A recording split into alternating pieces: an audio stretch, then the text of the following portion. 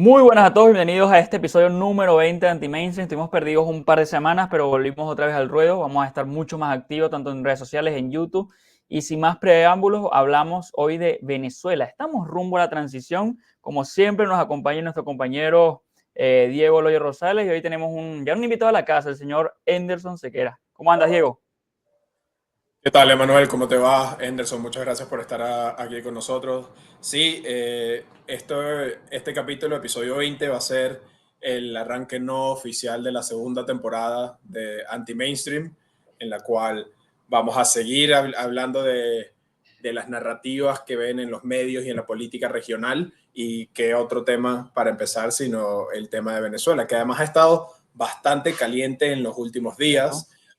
Han habido rumores sobre un posible acuerdo de transición o alguna especie de borrador de paz política que justamente Petro le ofrecía. Esto surge como una crítica que hace Petro hacia Maduro, diciéndole que si quería el apoyo de Petro, de Lula, de Boric y de la izquierda que se está tratando de vender más moderada, no necesariamente lo es, pero que se está tratando de vender así, que tenía que llegar a hacer un gesto democrático. Y ese gesto democrático, obviamente, Petro, con la buena experiencia de Colombia, habló de acuerdos de paz o paz política y quería fomentar una especie de referéndum. Al final, todavía no se sabe muy bien cuál fue la propuesta al 100%, pero eso, por supuesto, desencadenó una ola de rumores y de comentarios sobre una potencial transición en Venezuela. Entonces nos pareció importantísimo tener a Anderson Sequera aquí para comentarles si realmente Venezuela va camino a una transición en los próximos meses o qué es lo que está sucediendo. Anderson, gracias por venir. No, gracias a Emma y al Hoyo. Bueno, siempre un gustazo estar con ustedes. Miren, yo creo que hay mucho que hablar sobre este tema. Lo primero es que, a ver, hay que hacer como una diferenciación, ¿no? ¿Es positivo que se esté hablando de transición en Venezuela en la opinión pública? Sí, sí es positivo porque esta es probablemente la palabra que más le incomoda al chavismo. Al chavismo lo que le gusta hablar de negociaciones, le gusta hablar de diálogo, le gusta hablar de cualquier otra cosa que no implique la idea en sus cuadros, en la opinión pública, en la oposición, en la ciudadanía, de que viene un cambio, de que viene una transición. Sin embargo, que se esté hablando de transición en la opinión pública no implica que las posibilidades de victoria del 28 sean muy altas.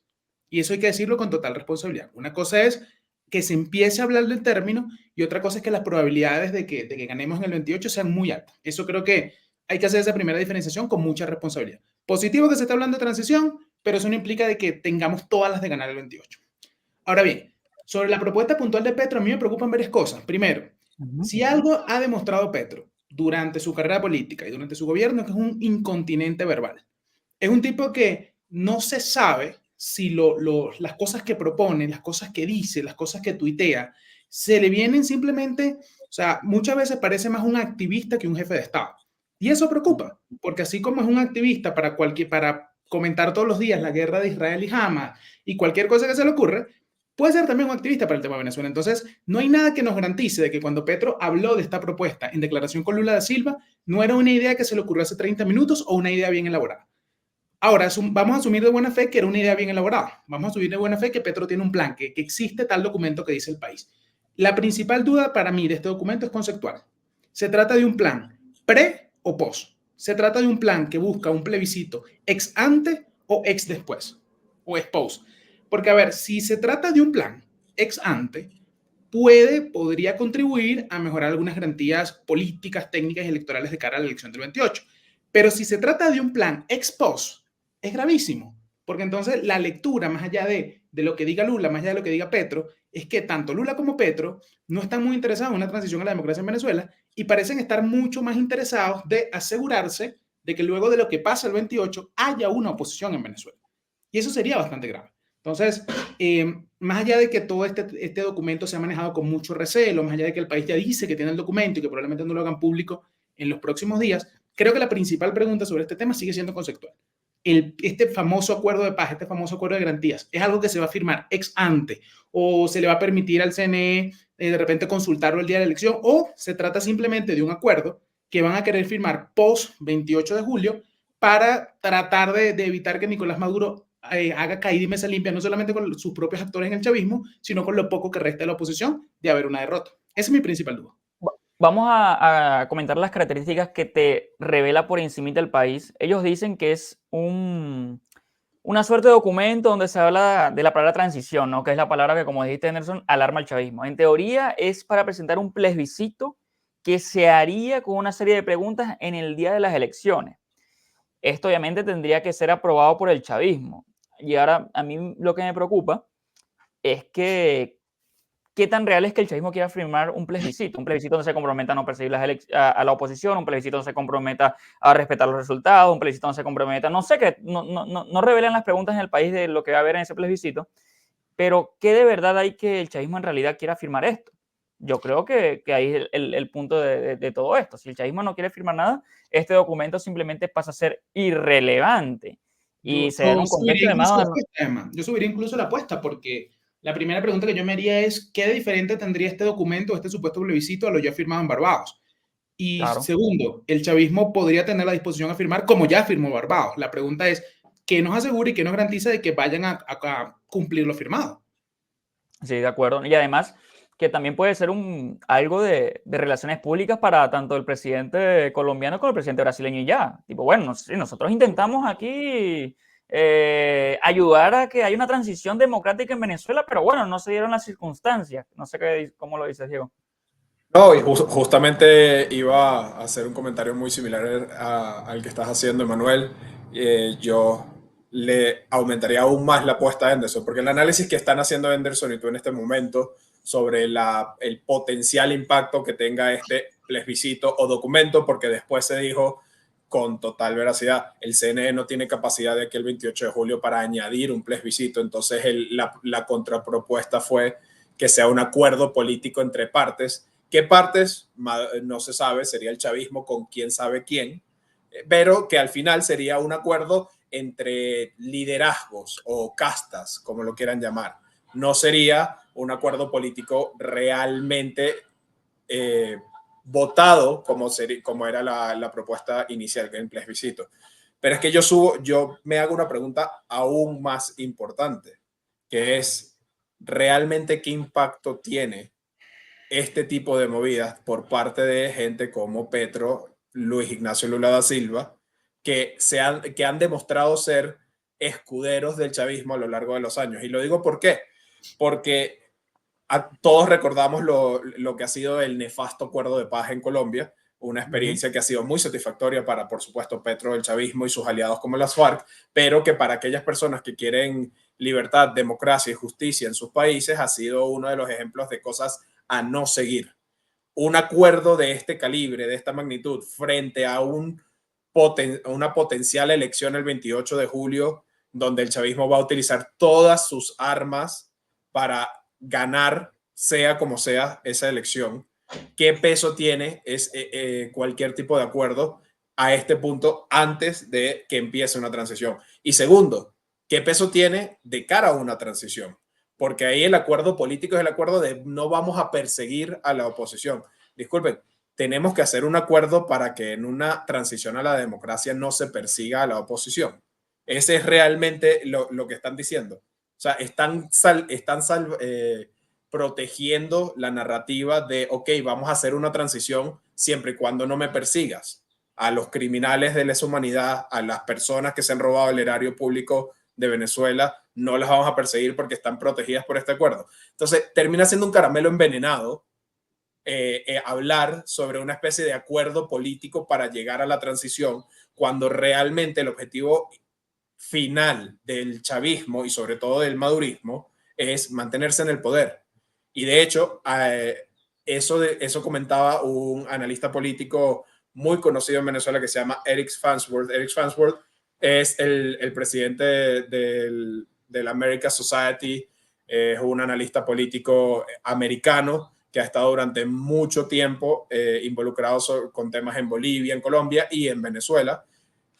Frente a su ONG es que María Corina Machado presentó su plan económico recientemente junto al Atlantic Council, y él mencionaba primero en el tuit de abajo, que no está traducido, que su opinión es que Maduro no tiene ninguna intención de irse a ningún lado, aunque esté organizando una estrategia de salida. Eso no es lo que él realmente quiere hacer. Eric cree que la elección en julio la van a robar o la van a cancelar y Maduro se va a declarar líder nuevamente. No le va a importar lo que diga Occidente. Cuba, Rusia y China lo van a apoyar.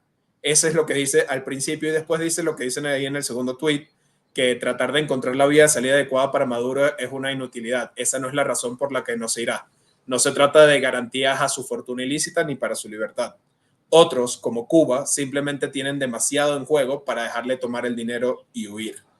Entonces, si la lectura de Eric y mi lectura es más o menos correcta, el plan de Petro y de Lula es tal cual como dice Manuel, un lavado de cara para eventualmente volver a apoyar al chavismo y empezar a emocionarse con un tema de transición porque los amigos del chavismo están empezando a jalarle las orejas a Maduro, es como contar los pollos antes de nacer. Sí, sí, sí, de acuerdo contigo, Diego. Aquí también hay otro punto, que es que quizás nos desvían un poco del tema que está sucediendo internamente. O sea, yo veo que en la oposición ahora mismo hay toda una estrategia detrás de la candidatura de Edmundo. Veo un fenómeno político muy interesante en torno a María Corina Machado, que bueno, ya después cada quien tendrá su opinión sobre el fenómeno en sí, sobre si la estrategia es la correcta, si no es la correcta, etcétera, pero en general hay, digamos, un ánimo en las calles, en la gente, en el interior del país, en torno a una transición a la democracia, en torno a un cambio de régimen que pase de tiranía, de chavismo a, bueno, un sistema democrático. Quizás, no sé, yo no veo que Petro, Lula o los aliados del chavismo hayan siquiera pensado en apoyar este fenómeno nuevo. O sea, yo no veo que haya ahí un apoyo legítimo al elemento principal que puede desencadenar un cambio político. No sé si me estoy explicando bien. O sea, yo veo simplemente que se están acercando a Miraflores, quieren algún acuerdito por allí que sirva para lavarse la cara, pero en realidad ese ánimo de cambio, como te lo ve en el país, yo no lo veo ahora mismo con este tipo de negociaciones. No sé cómo, qué dice Anderson al respecto. No, yo creo que aquí hay que matizar algunas cosas. Por ejemplo, a ver, sí ha habido, al menos quizás en los papeles, un giro retórico de Lula y de Petro, porque, a ver, Lula antes de la reunión con Macron le había dicho a María Corina Machado que dejara de llorar y que simplemente nombrara un sustituto. Luego que María Corina nombran a Corina Lloris y se impide arbitrariamente, sin ningún tipo de razón, la inscripción de Corina Lloris, Lula en esta famosa reunión con Macron sale moviendo un poco el discurso y el mismo Petro llega a calificar incluso lo de María Corina como un golpe antidemocrático, ¿no? Ahora bien, más allá de toda esta retórica se ha visto impotente, y hay que decirlo también, más allá de lo que está pasando tras bastidores, para mejorar las garantías electorales en Venezuela. O sea, toda esta retórica lo único que ha logrado, si nos vamos a los hechos, más allá de lo que puedan decir las expectativas, es lograr que hasta ahora el chavismo no bloquee y no inhabilite la candidatura del mundo. Esto es lo que ha logrado toda esta retórica. Entonces, más allá, si están haciendo un gran esfuerzo diplomático por detrás, la realidad es que no ha avanzado en absolutamente nada. Entonces, allá voy un poco hacia lo que dice Diego. Entonces, ¿cómo no pensar que esto es simplemente una movida de relaciones públicas? Porque la pregunta también sería, ¿por qué poner tanto interés o tanto esfuerzo, tanto capital político en la redacción de un documento que es muy probable que el chavismo viole, como ya está violando Barbados? O sea, ¿por qué no poner mucho más empeño, por ejemplo, en mejorar o sea, eso que decíamos, o sea, si hay un gran movimiento de cambio en el país, si tú ves todos los días la cuenta de María Corina Machado y ves la cantidad de personas olvidadas en el interior que sale y que manifiesta esa expectativa de cambio, ¿por qué no lograr de una u otra manera mejores condiciones, mejores garantías para que esa gente se exprese? Y luego el juego cambia un poco más. Yo siento que están poniendo mucha energía en todo este formalismo, probablemente es lo que mejor venda en la comunidad internacional, pero no creo que vaya a tener mucha incidencia, porque al final, y creo que acá también lo decía Diego muy bien, coincido con Eric, o sea, el tema y los límites fundamentales del chavismo es el tema de la pérdida del poder. Y de verdad que el chavismo no ha... O sea, si fuese por construir una salida o un puente de plata o estos temas de la justicia transicional, ya se hubiesen ido hace tiempo, porque ha habido esfuerzo en esa dirección. El tema es que no ha habido la suficiente fuerza para imponérselo. Entonces, ¿cuál es el hito político que tienes donde podría generar una especie de reducción en la simetría de poder y generar nuevos escenarios? Tienes el 28. Y la única forma de lograr que eso pase, bueno, es que la mayor cantidad de gente se exprese y no veo ni a Petro ni a Lula trabajando en esa dirección. Lo veo trabajando quizás en lo que es más sexy para vender ante los medios, lo veo quizás trabajando en lo que para ellos puede dejarlos como unos estadistas, entre comillas, pero hasta los momentos sus esfuerzos han sido impotentes. Sus esfuerzos también han sido impotentes porque tampoco nos pueden vender el plan del mundo como un plan de ellos. El plan del mundo hasta los momentos también ha sido una gran paradoja, ha sido una gran carambola. Se terminó inscribiendo porque pensaban que tenía una renuncia firmada y bueno, ya avanzó su candidatura, pero hasta los momentos no veo que estos esfuerzos, más allá del documento, primero estén siendo eficaces y segundo, no sé siquiera si esos esfuerzos, poner tanta energía en esa redacción de un documento que el chavismo va a violar evidentemente, creo que tenga mucho sentido. Honestamente creo que están poniendo el esfuerzo no para quedar como estadistas, no, sí para hacer una campaña de relaciones públicas, por supuesto, de cara a la comunidad internacional, para poder desmarcarse en caso de que lo necesiten en un futuro por cualquier tipo de violación que vuelva a cometer el régimen de Maduro. Pero principalmente creo que lo están haciendo como un favor a sus aliados chavistas, como siempre.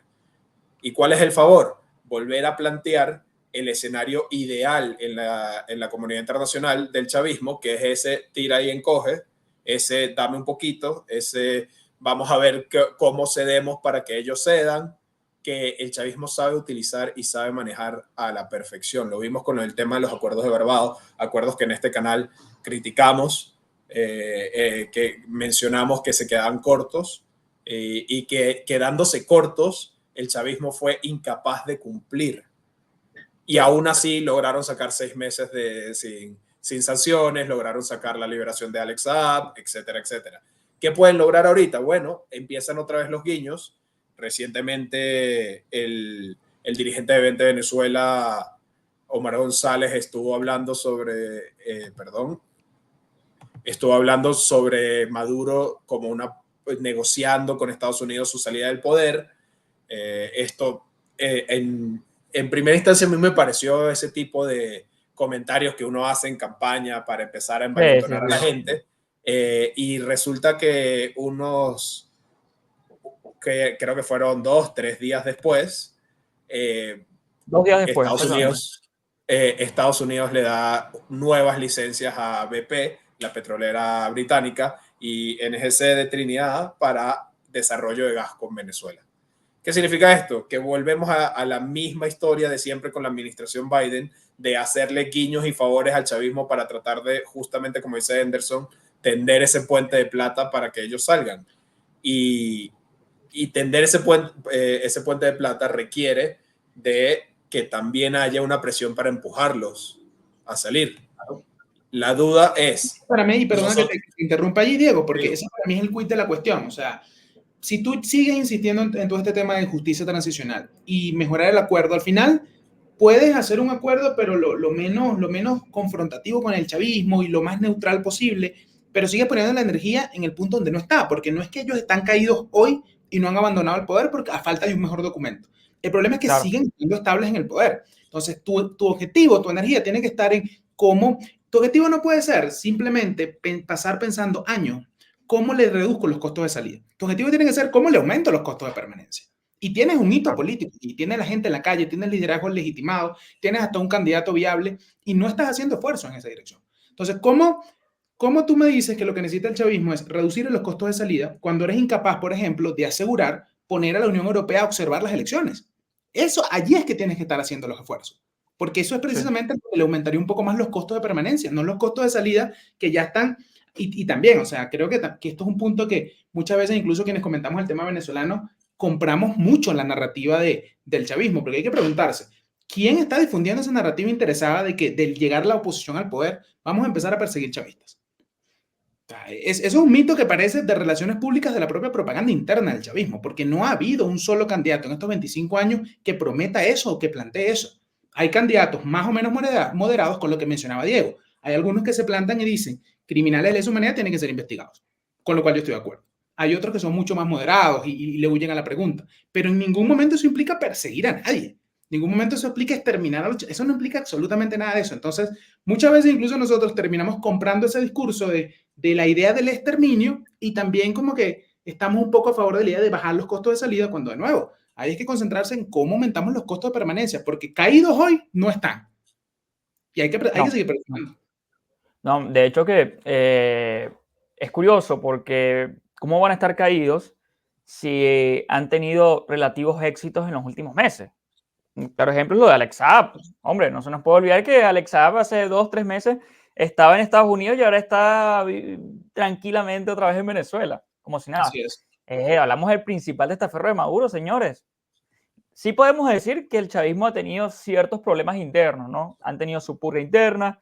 Hoy, por ejemplo, está Diosdado Cabello hablando de que la estrategia del chavismo estaba errada, de que el 1 por 10 no está funcionando, que prefiere a 5 personas votando a 15 que no van a estar, y lo sacaron del aire en BTV.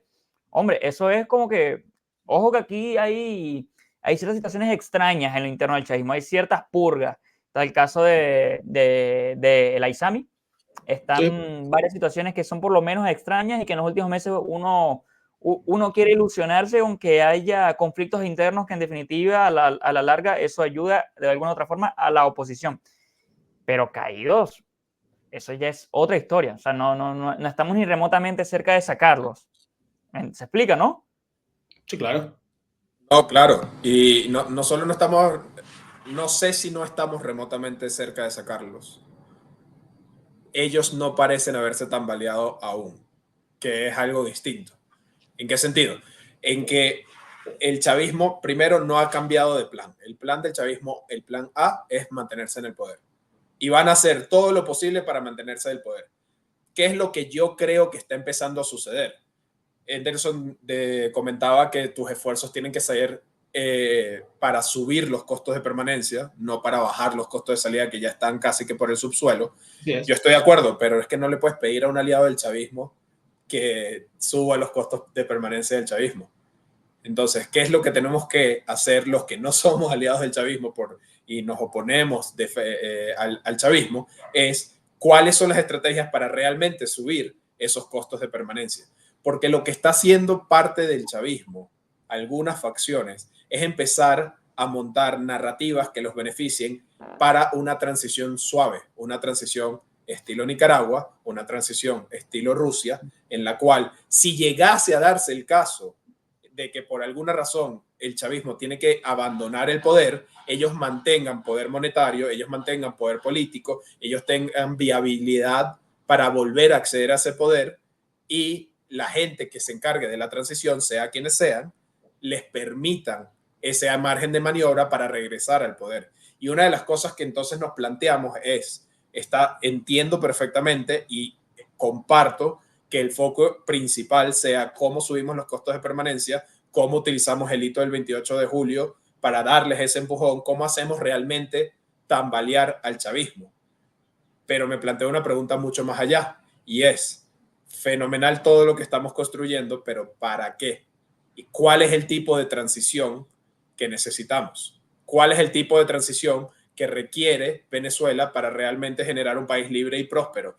Y con base en ese tipo de transición es que tenemos que analizar cuáles son las estrategias adecuadas de cara al 28 de julio y de cara a la presión internacional en contra del chavismo. Lo primero es preguntarse qué vamos a hacer el 28 de julio, además de votar, ¿no? Como, por ejemplo, defendemos los votos, cómo hacemos para que la situación se ese resultado. torne cada vez más preocupante, porque Uh -huh. había si hay un elemento importante, no indispensable, pero un elemento que podía, ¿sabes?, o sea, dar mayor garantías al tema de la elección era la observación internacional. O sea, también estamos en una elección donde el chavismo, de verdad que lo único que ha hecho desde el punto de vista de las garantías es permitir la elección del mundo. De resto, todo ha sido regresivo, no solamente violatorio de Barbados, sino totalmente regresivo. O sea, para empezar, se nos olvida todo este bochorno con la diáspora. Casi 8 millones de venezolanos fue al exterior, casi de esos 4 millones, 5 millones podrían ser electores activos y terminaron inscribiéndose, ¿cuántos? 6.000. O sea, en Colombia, casi 3 millones de venezolanos inscribieron algo así como 600. O sea, es una violación a todos los derechos y las garantías electorales. Ahora ni siquiera permiten a un actor tan moderado como la Unión Europea y que le ha hecho favores en los últimos años observar las elecciones. Se rumora de que puede venir el centro Carte. Es que ni siquiera Colombia va a mandar observadores. Entonces, claro, si la pregunta es no solamente ir a participar el 28 como si fuera un ritual en democracia, sino cómo nos organizamos en torno a la elección para que sea un verdadero hito político de fractura de la coalición dominante y que abra nuevos escenarios, que creo que ese es el objetivo, no estamos haciendo también la tarea. Y no estamos haciendo también la tarea porque todos esos elementos que pudiesen realmente convertir lo que el chavismo quiere hacer, que es un ritual electoral, en un verdadero evento político que trasciende y que puede romper la coalición, estamos perdiendo elementos. Y pasan los días y tienes cada vez menos garantías. Entonces, no todo simplemente lo podemos apostar al liderazgo de María Corina Machado en la calle, no todo simplemente lo podemos aportar a la emoción de la gente en los pueblos, porque al final sigues teniendo 9.000 centros electorales de una mesa, donde según las propias cuentas chavismo, nunca han perdido en centros electorales de una mesa, incluso en la elección del 2015. Entonces ya tienes elementos bien, bien complicados. Eso que dice Diego, de que están empezando a construir una narrativa para todo. Lo único que a mí en este momento me genera cierta esperanza, por decirlo de una manera, es que si analizamos las estrategias del chavismo, sus opciones, no tienen opciones tan buenas. O sea, no tienen opciones tan claras. Y creo que la propia tardanza de ellos en empezar la campaña como nos tienen acostumbrados, que es una cadena diaria en BTV de los actos de Maduro, etcétera, esa propia tardanza no viene de que no tengan recursos o que no tengan candidatos, etcétera. Viene de que no están totalmente definidos estratégicamente. Porque si revisan las opciones del chavismo, podrían suspender la elección, podrían simplemente azuzar este conflicto con Guyana, podrían inhabilitar el mundo ex post, podrían ilegalizar la tarjeta de la MUTE. Tienen varias opciones. Podrían, evidentemente, cometer un fraude nacional masivo, y ridículo y bochornoso, pero yo creo que muchas de esas estrategias siguen siendo, más allá de todo lo que ya ha hecho el chavismo, siguen siendo hasta inéditas para ellos. Y yo siento que sí están cuidándose mucho de entrar, incluso en escenarios donde ellos son incapaces de medir las consecuencias. Porque, a ver, o sea, el chavismo se robó las elecciones se robó las 2003. elecciones en, por ejemplo. Probablemente se robó también la de 2013, pero el margen de 2013 fue pequeño. Se robó las de Bolívar y bueno, era un actor regional. Se intentaron robar las de Barinas, pero hay algo que nunca han cometido y es un fraude nacional masivo por la presidencial, por la diferencia de que todos sabemos que va a ser esa elección si Edmundo termina siendo el candidato, porque no estamos hablando de 200.000 votos, estamos hablando de millones y millones de votos, y estamos hablando de que la sensación en la noche, el 28 de julio en Venezuela, si eso se concreta, va a ser de una victoria política total, o sea, no va a ser la sensación de una victoria electoral, no estamos hablando del carómetro y los números, sino de que la sensación a nivel de la gente es que la victoria es muy contundente. Incluso yo sé que entre la derrota, perder el poder y cometer un fraude, van a elegir cometer un fraude, pero estoy bastante consciente de que aún ese escenario para ellos puede llevarlos a consecuencias inéditas y a ellos no les gusta la inestabilidad. Es problemático porque la sensación ese día para la gente va a ser lo opuesto que fue para ellos se me fue el nombre, la elección sobre el referéndum del Esequibo. O sea, va a ser Claro. completamente opuesto. Justamente le iba a comentar eso como para no estar totalmente de acuerdo con lo que dice Henderson. Ellos ya hicieron una prueba de fraude y fue justamente el referéndum del Esequibo. Que el referéndum del Esequibo no es comparable, estoy de acuerdo. Es que no hay una distancia, Diego, porque, a ver, yo creo que hubiese sido, yo no estoy tan de desacuerdo con lo que dices, porque yo creo que el chavismo quería probarlo, pero no le salió. O sea, yo creo que el chavismo quiso apelar a la vena nacionalista y de que el evento realmente conectara con la gente y azuzar la participación y luego anunciar cualquier locura y ver cómo, o sea, fue una especie de globo de ensayo. Pero es que el evento fue un fracaso rotundo a nivel de participación. Y este evento, lo que ves en las calles de todo el interior del país es que es totalmente diferente. Entonces, yo creo que el chavismo lo que aprendió con el tema del Esequibo es que sus aliados dentro de la oposición, o sea, los alacranes, la falsa oposición, los colaboracionistas, etcétera, ya no tienen tanto impacto mediático porque la prueba no era cuánto podemos movilizar. Yo creo que parte del chavismo sí tenía la misión de movilizar gente para el referéndum del Esequibo y fracasó rotundamente. Yo creo que la otra parte del chavismo, la parte de Diosdado, la parte que quiere eternizarse en el poder y nunca soltarlo, y querían hacer la prueba de qué hacemos si nos inventamos que sacamos 10 millones de votos cuando no fueron ni siquiera 1 millón de personas a votar. Y la idea era que alguien legitimara ese resultado y se intentó con actores aparentemente neutros, que son todos menos neutros, pero con actores aparentemente neutros trataron de legitimar ese resultado y no funcionó. Mi duda es que el chavismo ha ido en aumento cuando se trata de temas de fraude. Empezó solamente robándose unos curules de la Asamblea Nacional, después robándose algunas gobernaciones, teniendo candidatos falsos de oposición como contrincantes. Poco a poco ha subido el control que tiene sobre el CNE Y cuando me refiero a subir el control, no es que antes había un poco más de neutralidad, es que antes había un poco más de apariencia de neutralidad. Y hoy en día ya esa apariencia de neutralidad desapareció. Entonces, yo no sé, yo no me arriesgo a decir que el chavismo no se va a atrever a cometer un fraude nacional el 28 de julio. Lo que yo quiero decir es que el chavismo está sopesando sus opciones de cara a qué es lo mejor para mantener el poder a largo plazo. Mantener el poder a corto plazo o generar una transición estilo Nicaragua que les traiga de regreso al poder en 6, 8 años a la presidencia, manteniendo la Asamblea Nacional, etcétera. Y de cara a esa segunda estrategia van a necesitar a los actores internacionales y por eso es que yo creo que empiezan a haber estos ruidos de aliados del chavismo en el panorama internacional. Mi problema con eso es que de cara a la oposición todavía no hemos respondido a la pregunta fundamental, que es ¿qué tipo de transición realmente queremos tener? Y estoy muy seguro que hay gente hoy en día apoyando a Edmundo González que tomaría, aceptaría mañana una transición estilo Rusia o estilo Nicaragua para sencillamente decir, lo logramos y estamos en el poder.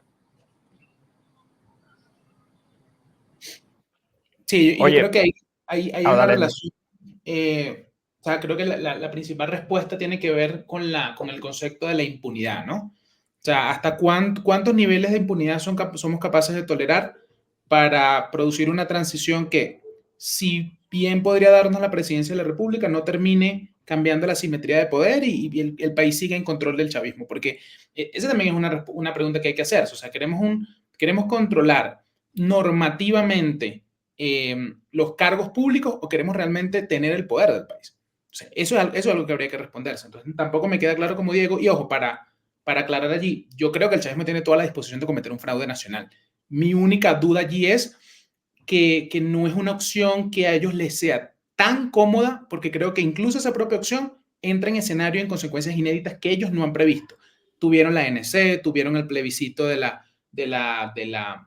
Esequibo, se robaron elecciones regionales con actas en mano y no sucedió absolutamente nada. Ya se robaron una presidencial por margen pequeño, pero el hecho de fraude nacional en unas presidenciales con la gente en la calle, con liderazgo legitimado, con gente movilizada y por el margen que va a ser si permiten la participación del mundo, me parece que es un escenario incluso inédito para sus constantes violaciones electorales y que estoy seguro que si tuviesen una vía para evitarlo, lo harían. El problema es que no tienen opciones tan buenas, o al menos no opciones tan sostenibles.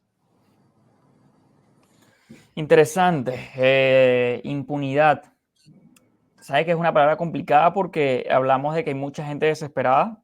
O sea, normal. Tenemos más de 20 años, 25 años, ya 2 décadas y media de chavismo. Y obviamente es un caramelo bueno, te lo recibes como un regalito y que te dan, bueno, tenemos una transición. A cambio, no vas a castigar a los criminales de lesa humanidad. A cambio, vas a tener que hacer una transición con elementos chavistas. Y a cambio, quizá no te lo digan en el papelito de transición, te toque en algún momento volver justamente a un régimen de este tipo, si es que no dejas las condiciones necesarias para poder tener poder real. Entonces, es un tema de cuidado. Y a mí me parece que es un tema de cuidado porque es un tema al que no hemos llegado todavía. Nosotros hablamos mucho de transición, pero la realidad es que estamos recién en el paso de ver cómo podemos hacer para hacerlos tambalear. Creo que estamos recién en ese paso y la transición son por lo menos 3 pasos más adelante, ¿no? Entonces, claro, uno piensa en la transición desde ya, pero también es contraproducente pensar en esa transición considerando que estamos todavía en pañales, recién estamos gateando, recién estamos formalizando o construyendo un gran movimiento de cara al 28 de julio. No sé, no sé cómo poder plantear o qué términos plantear la transición si ni siquiera hemos llegado a un escenario de ese tipo. Es complejo, es un poco quizás fantasear con la transición más que tener una opción real de una transición. Y más allá de eso, Manuel, no es solamente fantasear con una transición, es entender que la victoria el 28 de julio es un factor necesario, más no suficiente para que haya un cambio político en el país. Y el cambio político en el país no es solamente el traspaso de la presidencia de una persona a otra. Todo lo que estoy nombrando son factores necesarios, más no suficientes para que realmente haya una transición en el país. Y hay, en el afán de construir un ánimo de cara al hito del 28 de julio, creo que nos hemos olvidado de preguntarnos realmente, ¿el hito del 28 de julio es suficiente? Y si no es suficiente, ¿qué más tenemos que hacer? ¿Qué más tenemos que buscar? ¿Y cuáles son los objetivos que tenemos que buscar? Porque un tema es el tema de la impunidad, otro tema es el tema de la justicia transicional, otro tema es el tema de qué se va a hacer con los grandes capitales privados ilícitos que tiene el chavismo y aliados del chavismo dentro y fuera de Venezuela. ¿Qué se va a hacer con el alto mando militar que Sí.